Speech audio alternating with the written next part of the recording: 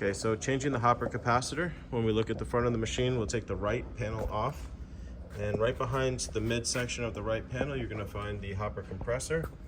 This unit right here is the hopper compressor capacitor.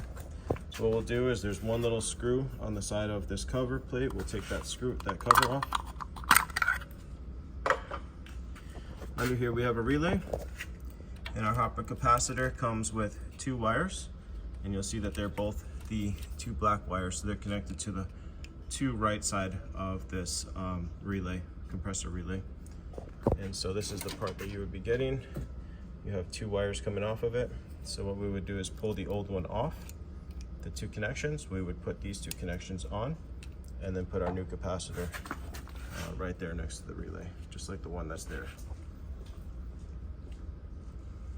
It doesn't matter which one connects to which side of that relay.